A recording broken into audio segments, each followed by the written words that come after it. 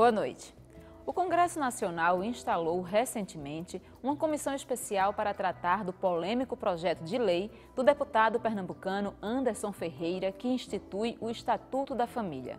Entre outras coisas, o projeto propõe que apenas a união entre um homem e uma mulher seja tipificada como família. Na prática, isso inviabilizaria não só a união estável entre pessoas do mesmo sexo, como proibiria a adoção de crianças por casais homoafetivos. A proposta do deputado, que faz parte da bancada evangélica da Câmara, foi acusada de homofóbica, sexista e excludente e trouxe à tona, mais uma vez, a discussão sobre a relação entre democracia e laicidade e a importância da separação entre Estado e crenças religiosas. Política e religião é o tema do Opinião Pernambuco de hoje. Para esse debate, nós convidamos o professor do Centro de Educação da Universidade Federal de Pernambuco, Gustavo Gilson. Também está conosco a professora do Programa de Pós-Graduação em Comunicação da UFPE, Carla Patriota. A gente lembra que você também pode participar do programa enviando suas perguntas e seus comentários para o e-mail opiniãope@ufpe.br, para o nosso Twitter no @opiniãope e pela nossa página no Facebook. Olá, muito boa noite. Boa noite. Boa noite. Sejam bem-vindos. Obrigada. Eu acredito que uma das mais importantes conquistas do Estado democrático recente, a gente pode assim dizer, é a separação entre Estado e religião. Mas eu queria que você falasse um pouquinho mais, Gustavo, sobre essa relação entre democracia e laicidade. Eles estão, um não existe sem o outro. Que tipo de relação eles mantêm no Estado democrático de direito? Ótimo. Acho que é importante a gente começar pensando o que é laicidade, né? Inclusive pensar a relação entre laicidade e secularização.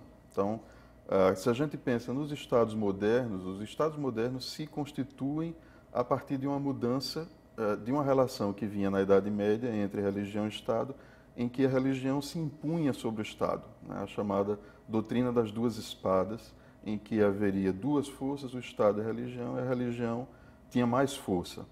A primeira mudança que vai se dar, na verdade, não é uma separação entre religião e Estado, né? Num primeiro momento, o Estado simplesmente assume a religião nos países protestantes, então a religião se torna submissa ao Estado, e nos países católicos acabam se criando situações como o chamado padroado, em que o Papa delegava ao rei, né, ao imperador, o direito de administrar a religião no contexto estatal. Só mais recentemente, principalmente da Revolução Francesa para cá, é que começa esse movimento de separação de fato entre religião e Estado, mas essa separação, isso é bom pontuar, nunca foi uma separação absoluta, né? Mesmo na França, quando a religião católica era fortemente ligada à monarquia e com a Revolução se corta drasticamente os laços entre Estado e religião, poucos anos depois esses laços se reestabelecem em outros termos, mas na prática, como a religião nunca deixou de fazer parte da vida da sociedade civil, nunca houve uma separação absoluta. O que acontece é que a religião passa agora a ter que jogar, vamos dizer assim, de acordo com as regras do jogo do Estado, né, do Estado republicano e do Estado democrático. Então, na Inglaterra, por exemplo, até hoje, há uma religião, uma igreja, que é a Igreja Anglicana, que é estatal. Até recentemente, na Suécia, na Alemanha também, você tinha, na Suécia você tinha a Igreja Luterana, na Alemanha você tinha, numa região, a Igreja Luterana e em outra a Igreja Católica, como igrejas ligadas ao Estado. Isso não impedia o funcionamento, não impede até hoje o funcionamento da democracia, contanto que a religião ela passe a atuar dentro dos limites que vão ser impostos pelo Estado republicano e o Estado democrático. Carlos, na sua opinião, a nossa Constituição é bem clara que a religião deve estar separada do Estado.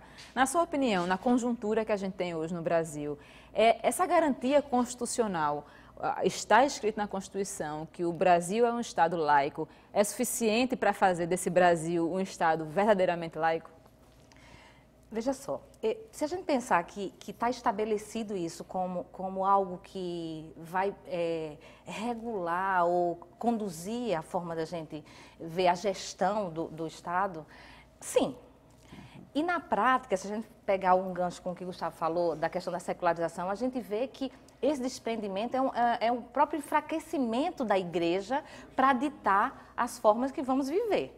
Então, nisso se soma também não só a questão do enfraquecimento da igreja como detentora de todas as respostas e verdades e a condução das pessoas, há um próprio processo que a gente está vendo que é uma transmutação do agente religioso.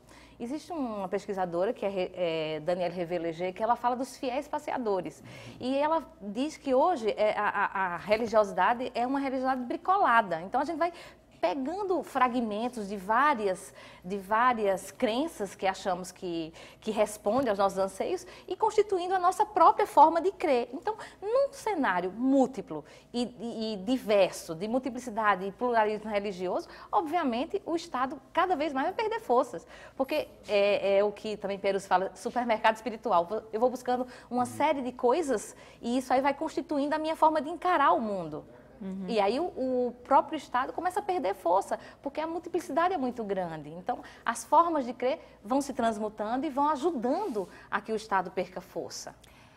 Gustavo, então, na sua opinião, se eu entendi, o crescimento, vamos supor, de uma bancada evangélica no Congresso, como a gente tem hoje, de uma bancada católica, de uma bancada umbandista, de uma bancada de qualquer religião que seja, ela não ameaçaria diretamente a democracia no país, é isso? Eu diria que não necessariamente, né? Tudo depende de como esse crescimento ocorra e que desenvolvimentos, como o Estado vai lidar com isso. A grande questão é que, no contexto brasileiro, você tem um processo de laicização do Estado com a proclamação da República que vai implicar numa separação entre o Estado e a Igreja, como se dizia até bem pouco tempo atrás, porque o Brasil era um país quase exclusivamente católico. Então, as outras religiões eram chamadas, inclusive, de acatólicas, né?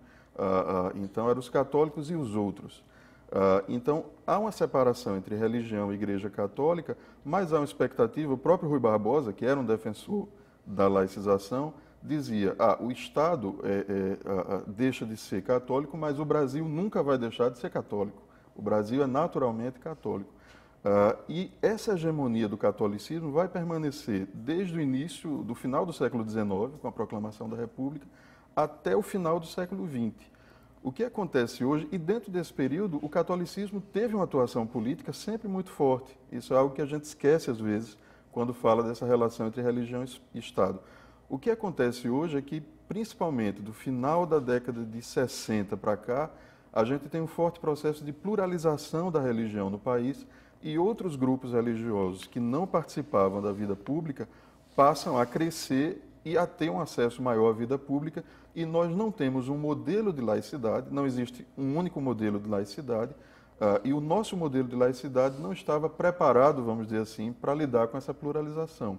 Então, na minha perspectiva, o que hoje a gente vive é uma crise que se dá exatamente por essa emergência de outros grupos religiosos, e a gente hoje tem uma necessidade de reinventar, renegociar, rediscutir qual é o modelo de laicidade que a gente quer para o Brasil.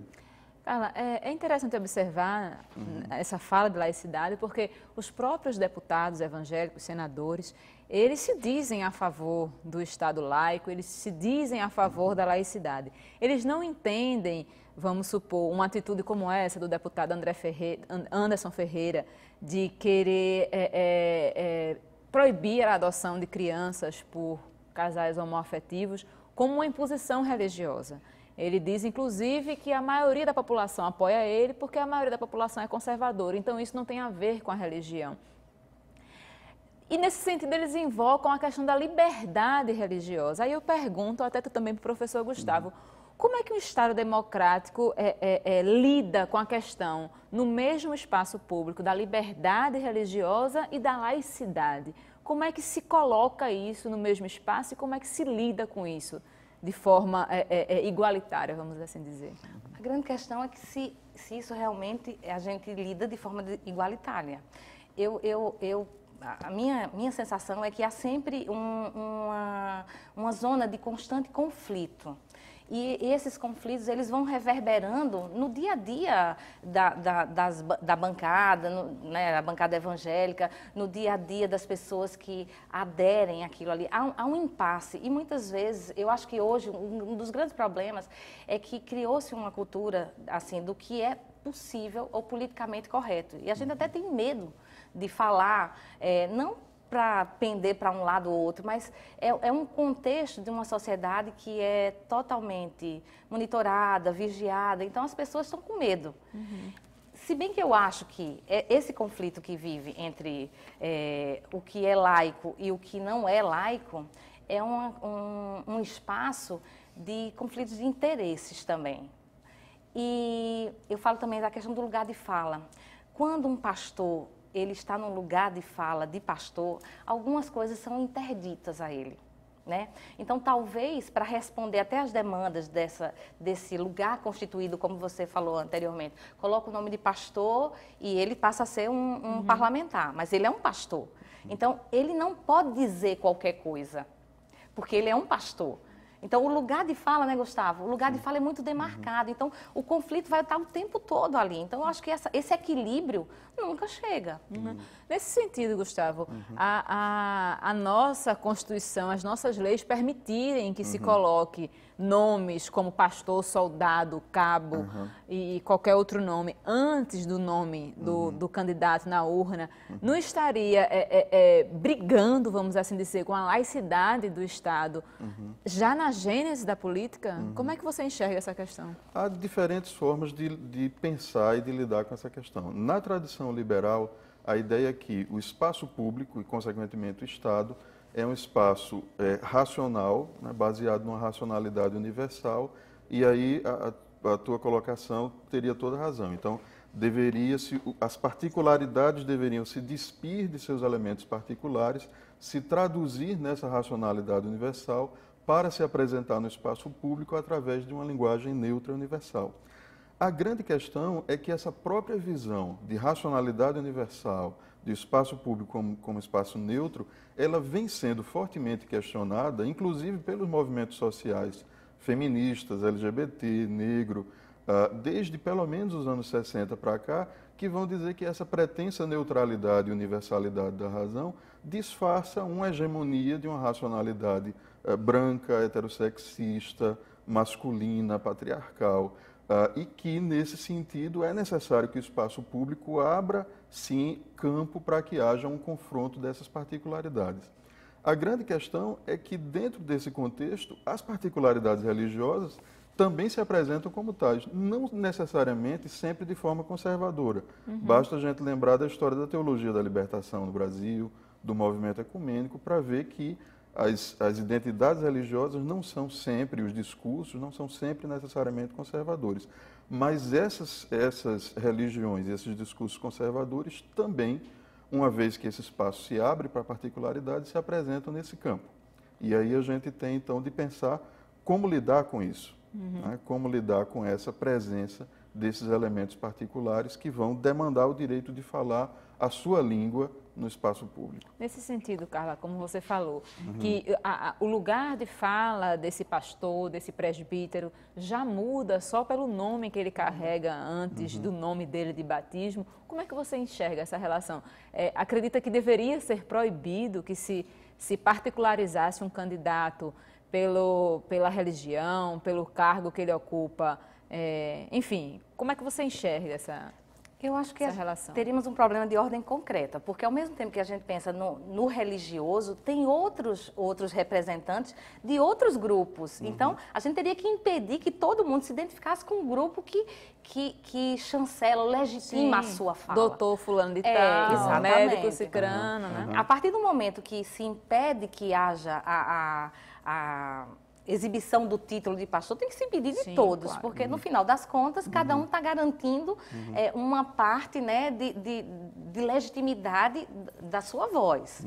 E aí ele não quer ofuscar isso. Então, nesse sentido, eu acho que seria inviável, porque a gente teria que cercear qualquer ligação que identificasse o pertencimento daquele representante. E alguns apontam que inclusive, esse esvaziamento do espaço público dessas paixões, dessas particularidades, leva exatamente a uma deslegitimação desse espaço público, que hoje a gente discute muito com a chamada crise de representação. Então, se as pessoas não podem falar, usar sua voz, usar o seu discurso, colocar o seu rosto no espaço público, elas vão dizer, não, esse espaço público não me representa. Não é público. Não né? é público, exatamente. Eu vou pedir um minutinho para vocês, a gente precisa fazer um intervalo. A gente Claro. lembra de novo que você pode participar do programa enviando perguntas para o e-mail opiniãope@fpe.br e para as nossas redes sociais, no Twitter, no @opiniãope e na nossa página no Facebook. Não saia daí que a gente volta daqui a pouco.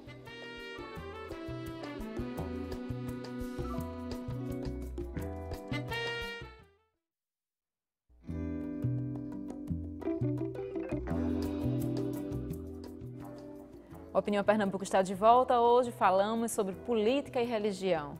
Estão aqui conosco discutindo o assunto o professor do Centro de Educação da Universidade Federal de Pernambuco, Gustavo Gilson, e a professora do Programa de Pós-Graduação em Comunicação da UFPE, Carla Patriota.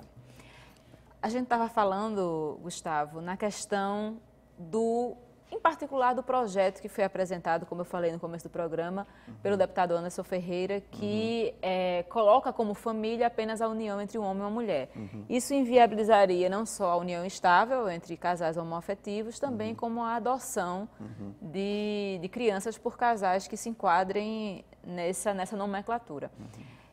Como é que você vê a questão da religião atuando na exclusão de direitos dentro de uma democracia? Claro.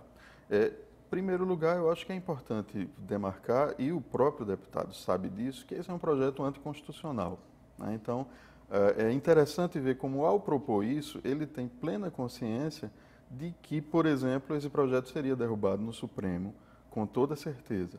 E aí a gente se pergunta por que ele propõe um projeto como esse, que, além de enfrentar uma extrema resistência no próprio Congresso, vai com certeza bater no Supremo, né? Porque quando a gente pensa democracia, muita gente confunde democracia com a ditadura da maioria. A maioria faz o que quer. E esse discurso é muito utilizado pelos evangélicos.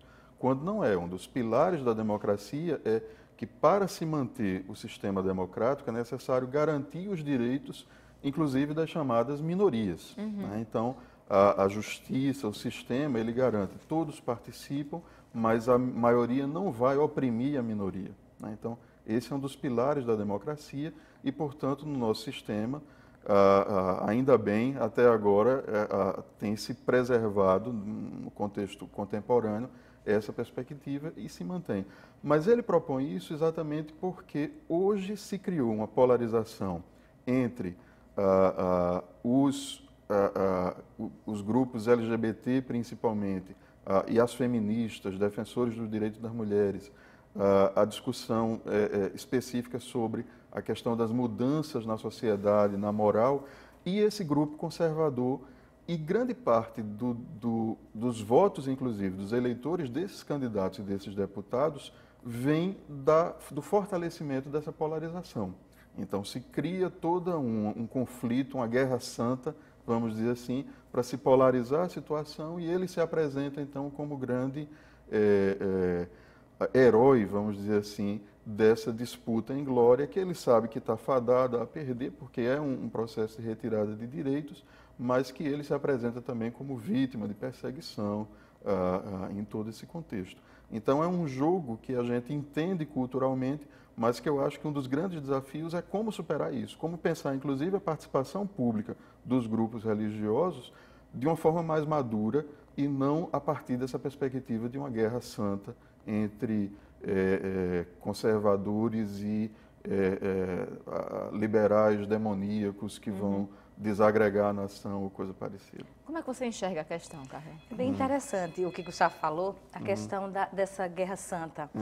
O discurso religioso, ele muitas vezes necessita de um conflito para que possa ter essa manifestação dessa luta, né? E essa luta se manifesta no campo da vida terrena. Então, é muito interessante isso. Eu nunca tinha pensado por essa perspectiva, Gustavo, mas é totalmente coerente essa questão de você trabalhar o entendimento a partir de um momento que eu me apresento como baluarte, aquela pessoa que vai trazer uma perspectiva divina, mesmo que seja contrária a toda a sociedade, contrária a todas as perspectivas. E a gente vê que, mesmo que esteja em jogo a perda de direitos, né, essa exclusão de direitos, não se abre mão, da obrigatoriedade dos deveres. Então, as pessoas, elas têm os direitos tirados, mas os deveres elas têm que cumprir. Então, no final das contas, a gente vê esse grande conflito aí, mas que sustenta, inclusive, o próprio discurso religioso, dessa luta constante. Agora, Gustavo, me parece que nem sempre o final é tão feliz assim. Você diz, ele sabe que o projeto é inconstitucional, ele sabe que não vai passar. Mas, assim, me parece que a pressão desses grupos também de fora do Congresso, de fora do Parlamento, ela surte efeito. Vide a campanha de 2010, quando a presidente Dilma teve que mudar o seu discurso em relação à descriminalização do aborto. Porque a quantidade de pessoas que deixariam de votar nela por ela ser a favor, pressionou e até hoje a gente não mudou nada nessa legislação. Então, assim, esse final nem sempre é tão feliz assim, né? É verdade. Em casos drásticos como esse, de vetar algo que já foi ratificado pelo Supremo, como a questão não só da união estável, do casamento, da adoção, ele sabe que não consegue reverter isso, né? Pelo menos não a curto prazo, a não ser que a gente tivesse, de fato, uma grande mudança social num processo mais lento diante disso. Mas no sentido de adiar o máximo possível a conquista de novos direitos, de brecar esses processos ou de inviabilizar na prática que eles sejam realizados, sim. Aí há um potencial destrutivo nesse sentido que precisa ser enfrentado através, no caso da política e do Congresso, através do debate aberto, né? Então, eu não acredito na ideia de você restringir a voz e dizer, não pode ser eleito, não pode falar dessa perspectiva, mas é necessário enfrentar esse discurso e no campo social através de um processo de educação mesmo, de educação no sentido de educação cultural, de como viver numa sociedade pluralista. Então, recentemente, eu e o professor Joanildo coordenamos, por exemplo, uma série de oficinas em vários locais do Brasil, reunindo grupos religiosos para tratar desse tipo de questão.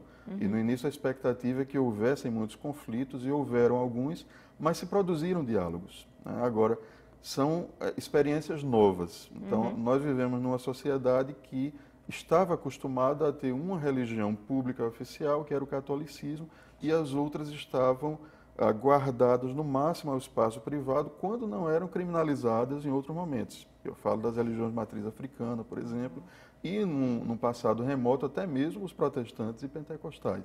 Então hoje esses grupos estão no espaço público e a questão é como então a gente preparar essa nova geração e preparar o Estado brasileiro para lidar com essa situação de pluralidade de forma madura e não de uma forma polarizada, como uma forma de conflito e de guerra. Carla, como é que a mídia, a televisão, as redes sociais, a internet se inserem nesse contexto meio caótico de luta, de disputa, né, por laicidade, por interesses, enfim, como é que a mídia se insere nessa questão? Bem, hoje se fala muito na própria questão da mediatização da religião. A religião está totalmente mediatizada. Quando a gente vai fazer uma contabilidade das horas que conteúdos religiosos estão disponíveis na programação de TV aberta, a gente se surpreende, porque realmente é uma quantidade assim exacerbada. Fora isso, tem um contexto da vivência religiosa nas mídias interativas. Então, você trabalhar no contexto de ver como as pessoas estão vivendo a religiosidade nos ambientes digitais. Então, o que a gente vê hoje? A gente vê uma grande influência na própria percepção de mundo. E a gente sabe que a mídia, num processo cumulativo, ela vem ditando e ela vai obedecendo. Pode observar, ela vai obedecendo o que a sociedade aceita. Vamos fazer um paralelo assim, só para a gente ver essa coisa da questão desses temas polêmicos, já que é o tema das relações homoafetivas. Há muito tempo atrás, uma emissora colocou um casal de lésbicas numa novela. O público rejeitou de forma, assim, radical. Rejeitou tanto que eles explodiram um determinado espaço e colocaram esse casal para o espaço. E aí, aos poucos, começou a se aceitar as relações homoafetivas. E aí, hoje, é presença constante na programação, nas novelas e tudo, a presença de casais homoafetivos. Então, a gente percebe que a mídia ela vai caminhando e vai moldando as percepções. E no contexto religioso também. O próprio sujeito religioso, ele no começo era produzido de forma muito estereotipada, agora já começa a dialogar mais, as celebridades estão assumindo crenças, então tudo isso também está mudando. Então, no final das contas, eu vejo a mídia como uma grande influenciadora, no sentido de aceitação e de percepção. E, obviamente, é o espaço das disputas, porque quando um parlamentar se coloca nesse espaço, pode observar como a polêmica cresce, todo mundo se manifesta, seja para defender ou para acusar. Mas as pessoas estão muito à vontade, para participar desse processo. A gente tem aqui algumas perguntas dos nossos telespectadores. O André Freire, de Casa Amarela, ele pergunta: qual foi a influência das religiões no processo de constituição da identidade e do discurso político dos movimentos sociais brasileiros? Muito grande, né? Se a gente pensa que a sociedade civil brasileira, eu vou separar inclusive em dois momentos, né? Ela começa a se constituir como tal exatamente com a raiz da República. Você tem movimentos civis antes, mas eram movimentos muito restritos, até porque o número de pessoas alfabetizadas que podiam participar da vida pública era mínimo, você tem escravidão. Então, com a proclamação da República, ironicamente, a Igreja Católica sai do controle do Estado, né, e ela reclama muito essa ideia da laicização, acusa de heresia e tal, mas ela se vê, assim como na Itália, na Espanha, num contexto de que, mas nós agora podemos influenciar através da sociedade civil. E aí vem, por exemplo, a Ação Católica, que vai criar movimentos como a Juventude Universitária Católica, a Juventude Operária Católica, o Movimento de Mulheres Católicas, que inicialmente eram extremamente conservadores.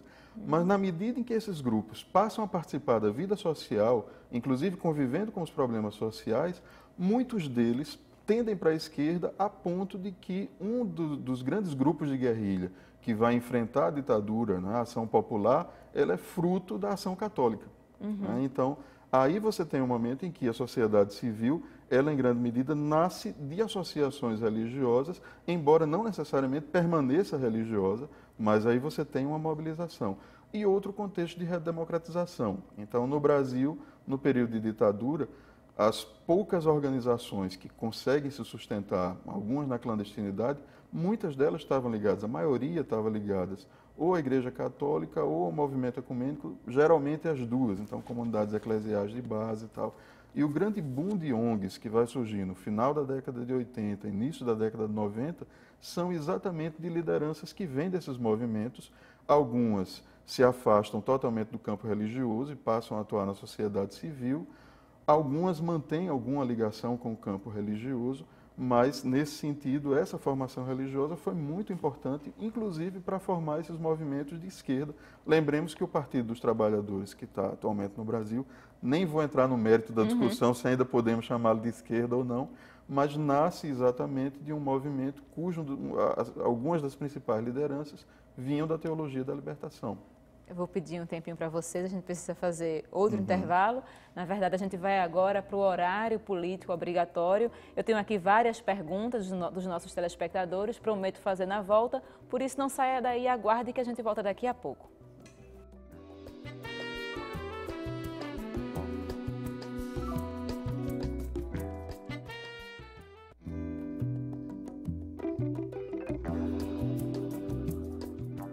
Estamos de volta com a Opinião Pernambuco. Hoje conversamos sobre política e religião.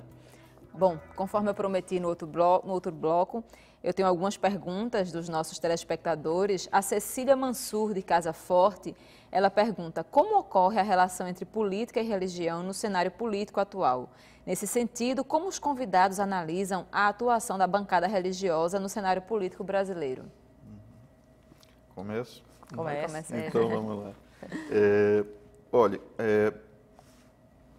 Acho que o primeiro ponto a lembrar é esse, né? Essa participação ativa de grupos religiosos é algo recente no Brasil, principalmente de grupos religiosos não católicos, né?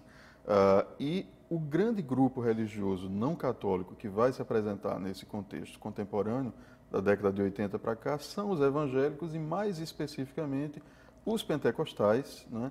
E um grupo de pentecostais que vai ter uma atuação pública mais forte, mais agressiva, que são os neopentecostais. Então, aí você tem o grupo que vai ser mais visível dentro desse contexto. Eles não são os únicos religiosos, você tem pessoas de outras religiões que não necessariamente se identificam como bancada, mas grupos que defendem interesses, posições, dialogam com outras religiões, mas a grande bancada que vai ser visível é a bancada evangélica pentecostal, que em alguns momentos compõe com uma bancada católica, vamos dizer assim, mais tímida.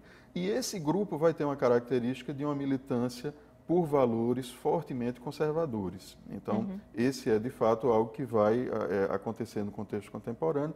Você tinha evangélicos de partidos de esquerda ou com posições progressistas, ditas progressistas, mas eles são minoritários. A grande maioria vai ter uma posição conservadora e que vão acabar fortalecendo a sua projeção pública a partir desse processo de Guerra Santa.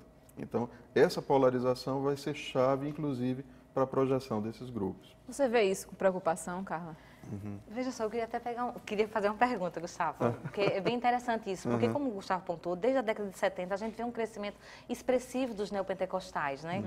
Que esse movimento que usa muito a mídia, mas ele tem um discurso mais liberal na questão de usos e costumes. Sim. Não parece meio contraditório isso, Gustavo? Estou até entrevistando, não, Não, mas eu acho interessante. Eu queria te ouvir Não, com relação a isso. É verdade.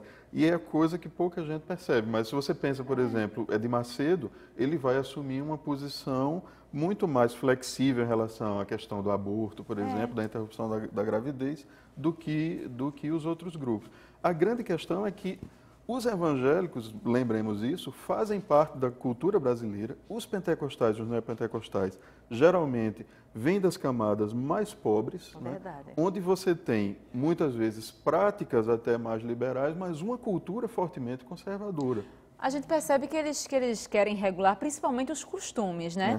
Interferem muito pouco na economia, interferem muito pouco em outras áreas, mas os costumes são bem afetados por essa bancada. Ou pelo menos não colocam esse discurso na frente, né? Lembremos que um dos grandes elementos de fortalecimento da bancada evangélica, por exemplo, na negociação dos 5 anos de Sarney, só para lembrar um exemplo, foi a concessão de rádios. Sim, né, de rádios verdade. evangélicas. Então, você tem a questão do mercado de mídia, você tem interesse, você tem, por exemplo, hoje, um mercado de música gospel, de cultura gospel crescendo.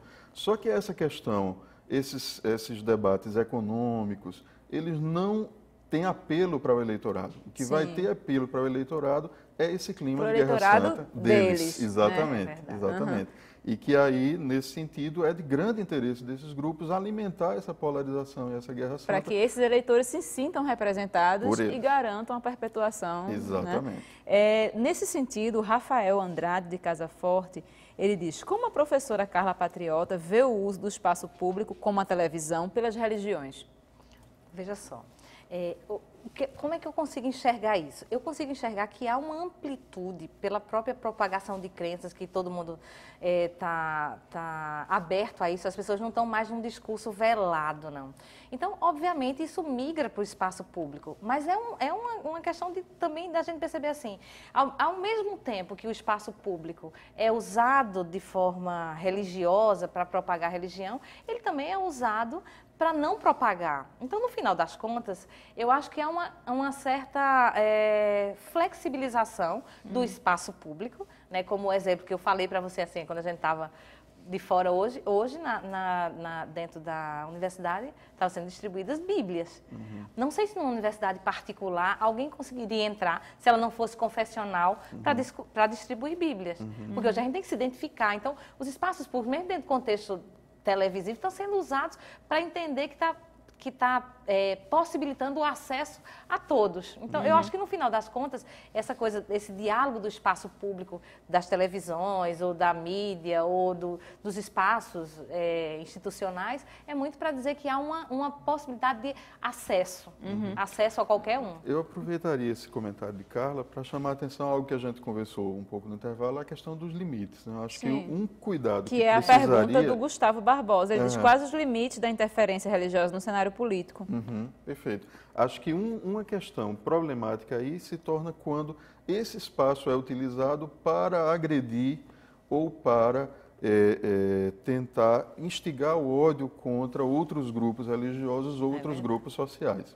Então, quando a gente pensa na questão, por exemplo, da utilização da mídia para uma demonização das religiões afro-brasileiras, ou da Umbanda, do Candomblé, da Jurema, ou para a questão de uma campanha de ódio contra os homossexuais, ou para uma tentativa de inferiorização das mulheres. Então, isso se torna problemático. Então, para mim, a grande questão seria pensar até que ponto você tem, primeiro, uma pluralidade de acesso, né? Então, onde um grupo não monopoliza. Exatamente, assim, falar em acesso para a gente é bem complicado, porque mais monopolizada do que a nossa mídia, né? Sim, é verdade. Então, assim, eu enxergo hoje que o único grupo fora dos grandes barões que pode ter acesso à mídia é hoje os evangélicos, né? As mulheres, a comunidade LGBT e outros grupos de negros, enfim, ainda não tem esse acesso. Então, a gente não pode ainda tratar esse acesso como democrático, né? Tem um site interessante, que é Os Donos da Mídia, Sim. que ele traz à tona quem é que está com as concessões. E é impressionante quando a gente vê que os grupos religiosos eles estão realmente com um poderio de acesso realmente grande. Mas aí é uma questão que tem umas bases muito mais profundas. Dá outro programa, né? É, outro programa. Gustavo, nesse sentido do discurso do ódio que você fala, a gente viu recentemente o pastor Fidelix, que foi ex-candidato à presidência em 2014, ser condenado a pagar uma multa por um discurso de ódio, acho que em um dos pronunciamentos dele durante a campanha. Sim. O discurso foi considerado homofóbico, agressivo e, enfim, o STJ condenou a pagar R$1 milhão, se eu não me engano. Nesse cenário caótico que a gente vê hoje, dessas disputas tão arraigadas, como é que você vê essa condenação? Eu acho um excelente exemplo. É um caso claro de que você não veta a participação no debate, a vocalização, inclusive, de uma postura que vem de uma particularidade, de uma base, mas você estabelece que uma vez que há um discurso de estímulo ao ódio, isso é reconhecido pela justiça e isso vai ser punido. Né? E na medida, inclusive, em que se haja a perspectiva de que se ocupa aquele espaço para estimular o ódio, que então se interrompa mesmo o acesso àquele espaço. Então, esses limites precisam ser colocados para que haja uma condição de fato, uma convivência democrática. Mas um ponto fraco, você tem razão, é a questão do acesso. Então, o acesso precisa ser pluralizado. Carolina Lobo das Graças diz, a religião determina o voto? Você acha que hoje um nome pastor na frente é capaz de regimentar votos entre os fiéis? É capaz. É capaz porque, se a gente pensa no aspecto eclesiástico, a figura do pastor é aquela figura que é o condutor, né? É bem metafórico isso, que se a gente pega o texto bíblico, diz assim, as ovelhas conhecem a sua voz.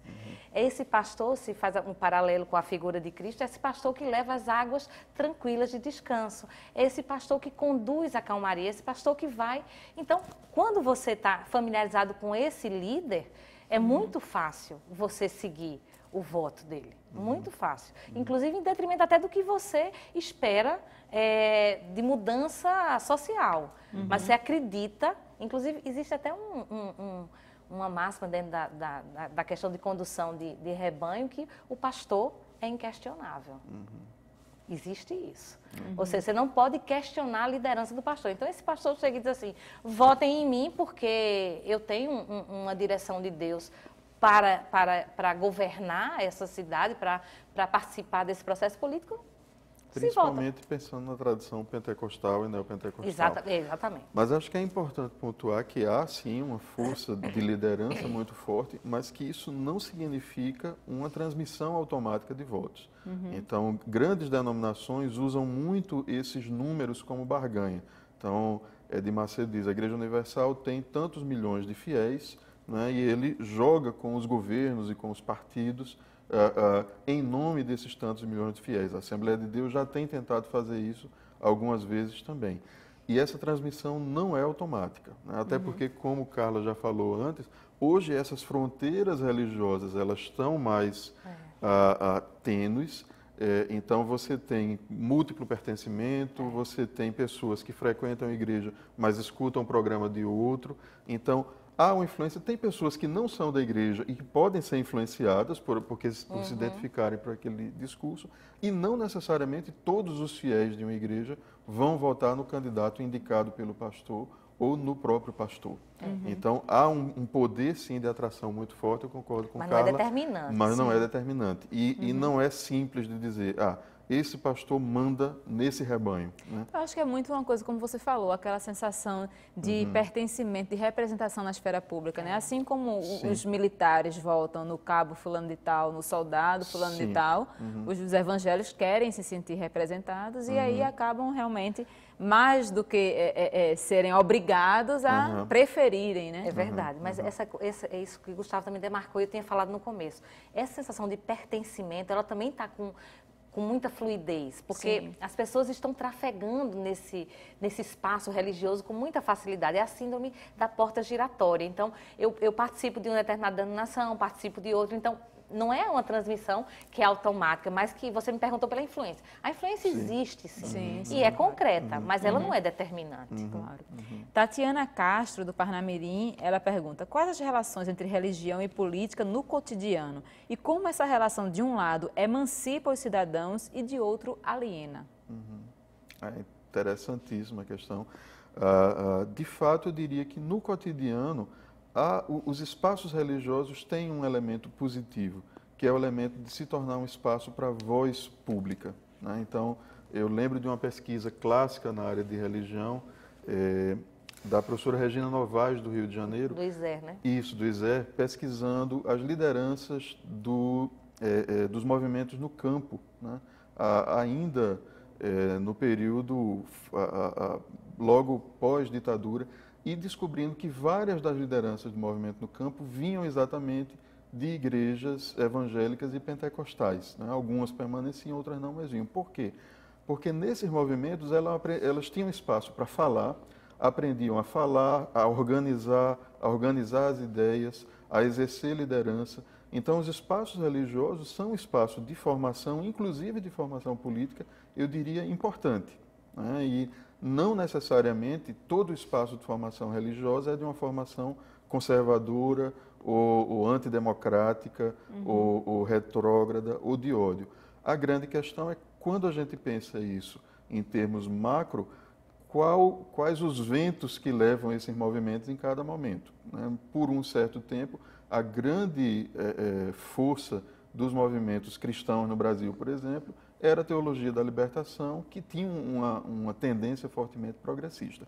Hoje a gente vive uma forte onda conservadora, tanto no catolicismo, quanto nas igrejas protestantes, quanto no meio social mais amplo, eu diria. E aí a grande questão é como lidar com essa onda conservadora como um todo, né, que atravessa também o campo religioso, mas que não é exclusiva, nem uma característica intrínseca, essencial do campo religioso. Eu tenho 30 segundos, Carla. Eu queria só te ouvir sobre isso. Qual a relação que você vê entre alienação e religião justamente, hoje? Como o Gustavo colocou de forma muito apropriada, não é uma relação determinista, é uma relação que você experimenta polos que são contrários. Então, há níveis de alienação, mas há níveis de mobilização também. Ou seja, de resistência, de mudar realidades. Então, eu acho que a gente não pode assumir uma postura assim extrema. Há níveis que você consegue observar essa constituição que, ora, pode trabalhar mais na chave da alienação e da transformação, na mudança. Acredito que se tiver educação por baixo, não vai ter religião que consiga alienar a pessoa, né? Eu acredito muito nisso. Gente, muito obrigado. Nosso tempo acabou. O programa foi ótimo. Queria agradecer a presença de vocês, desejar uma boa noite para vocês. Eu que agradeço a oportunidade. Uma boa noite também para você que nos acompanhou até agora. Muito obrigado pelas perguntas, muito obrigado pela participação. Até o próximo programa.